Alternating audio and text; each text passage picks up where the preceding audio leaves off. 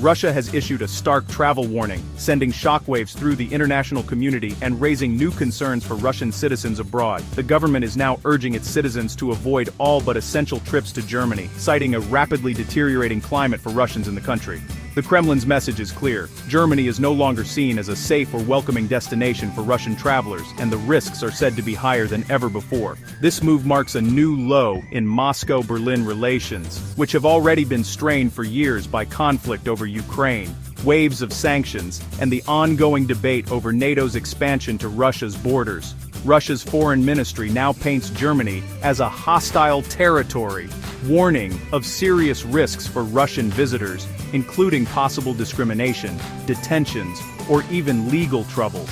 This isn't just about travel safety, it's a calculated political act, using the security of ordinary citizens as leverage in a much broader geopolitical standoff between the two nations. The warning accuses Germany of failing to protect Russians, and claims that the country is no longer upholding its reputation for rule of law and fairness. It's a calculated escalation, turning what was once routine travel into a potential international incident and making every border crossing a moment of uncertainty. The message is unmistakable. Political battles between governments now have real-world consequences for ordinary Russians, affecting their freedom of movement and sense of security. This is just the latest chapter in a long, tense story between Russia and the West, with each side taking steps that further deepen the divide. The travel warning is both a symptom and a tool of deepening mistrust, signaling that diplomatic solutions are growing more distant. For Russians, the cost of international conflict is now personal, affecting even the simple act of crossing a border, and reminding everyone that global tensions can touch individual lives in unexpected ways. Moscow claims its warning is based on a pattern of harassment at German airports and borders. Russian travelers report invasive searches, prolonged questioning, and confiscation of personal items, especially cash, by German officials. These actions, Russia argues, are justified under EU sanctions but are being applied too broadly, punishing ordinary people. Foreign Ministry spokesperson Maria Zakharova describes a climate of fear for Russians in Germany. The Kremlin frames this as state-sanctioned discrimination, rallying domestic support and pressuring Germany. The warning suggests any Russian, tourist, student, or business person could be targeted. The message, travel to Germany, is now a gamble, with real risks for all Russians. This narrative further isolates Russians from the West and discourages travel. The travel warning issued by the Russian government was not just a routine advisory, it was a direct response to a rapidly escalating diplomatic crisis. The warning came in the wake of a major incident that unfolded in Poland, drawing international attention and concern. In December 2025, Russian archaeologist Alexander Butyagin was unexpectedly arrested in Warsaw, acting on a Ukrainian warrant related to his archaeological work in Crimea. Ukraine considers such excavations illegal, since it views Crimea as its own territory occupied by Russia since 2014. Russia, on the other hand, saw the arrest as a politically motivated attack, not a legitimate legal action, and swiftly condemned Poland's involvement. The Kremlin issued stern warnings of possible consequences, framing the event as yet another example of a broader Western campaign targeting Russian citizens abroad. This incident set a new precedent.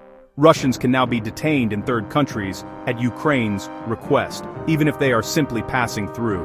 The Butyagin case made the risks of travel to NATO countries suddenly tangible and urgent for ordinary Russians, sparking anxiety and debate. It gave new credibility to Russia's warnings, showing that both legal and political dangers for Russian citizens are not just hypothetical, but real and immediate. For Russians, the threat of arrest or detention abroad is no longer a distant or theoretical concern. It has become a pressing reality. The risks for Russian travelers go beyond isolated incidents. The ICC's arrest warrant for President Putin over alleged war crimes has global implications. NATO countries are technically obligated to arrest him if he enters their territory. If the Russian president faces arrest, ordinary citizens feel even more vulnerable. Moscow argues that Western legal mechanisms are now weapons in a new kind of conflict. The arrest of Butyagin in Poland shows how disputes can spill over internationally. Avoiding NATO countries is nearly impossible, amplifying the sense of danger. The Kremlin's message, international travel, is now a legal minefield for Russians. For ordinary Russians, these warnings turn travel into a high-stakes decision. The dream of a European trip is now clouded by fear of detention, searches, and confiscation. Travelers must plan defensively, carrying less cash, avoiding certain airports, and preparing for scrutiny. Many may cancel plans or choose friendlier destinations, limiting cultural and personal exchange. The freedom of movement is now constrained by politics. Russians may feel increasingly isolated and unwelcome in Europe. The climate of suspicion discourages tourism and study abroad, deepening divisions. The Kremlin's warnings both protect and restrict its citizens, reinforcing state control. International conflict now disrupts everyday life, making travel a risky venture. Germany's response to Russia's accusations has been notably muted, with officials choosing a cautious approach in the face of escalating rhetoric from Moscow. So far, German officials have not publicly addressed claims of systematic harassment, possibly to avoid legitimizing Moscow's narrative or fueling further diplomatic tensions. From the Western perspective, actions at airports are simply the enforcement of EU sanctions, not acts of persecution, and are seen as necessary measures in response to Russia's actions in Ukraine. NATO countries firmly reject the idea of a coordinated campaign against Russians, instead blaming the current tensions on Kremlin policies and Russia's own aggressive stance.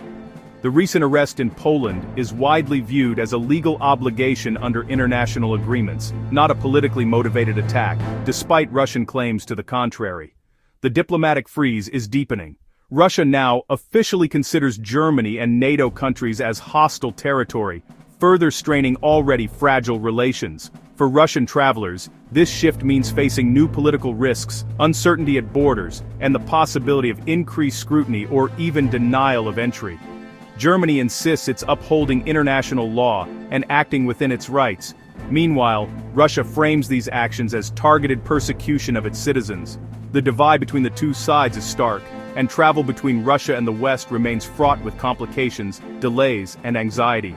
As the diplomatic freeze continues, the future promises even more tension, with ordinary people, travelers, families, and workers caught in the crossfire of this growing geopolitical rift.